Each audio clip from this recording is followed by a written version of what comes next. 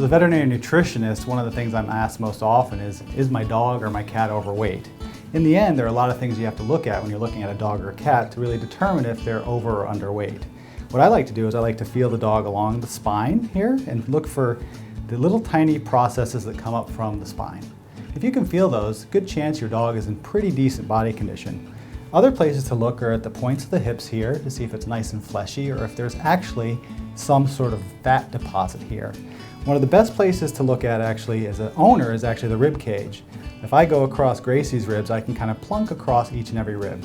And it really should feel kind of like 3 different spots in your hands to determine if your dog or cat's overweight. When you feel along your knuckles, you can see here that there's quite an indentation and you don't feel much in terms of fat coverage. That tells you that your pet is a little bit underweight and you potentially need to start feeding them more food.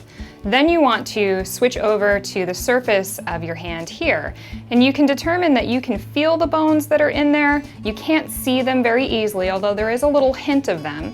And there's a very slight coverage of skin and fat there, but not much. That's perfect and what you want to see on either your cat or your dog.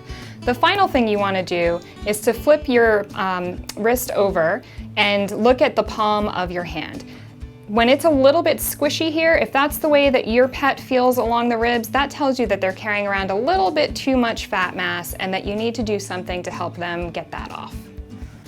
Another area you need to look at your pet is the waistline. You want to make sure that when you're looking at the ribs, then coming back here, that they have a nice hourglass shape. Even when you're looking at your pet from above, you should be able to see how you have the ribs, which are going to be definitely a little bit wider, and then it comes back in here towards the waist.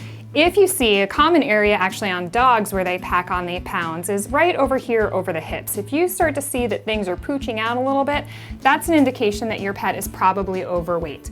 Another area in both cats and dogs that they can pick up the pounds are over the hips here by the base of the tail. Another place to look out for.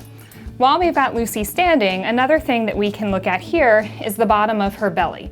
You want to make sure that your pet, whether we're talking about a cat or a dog, has coming in from the ribs a nice little upswing here to the belly.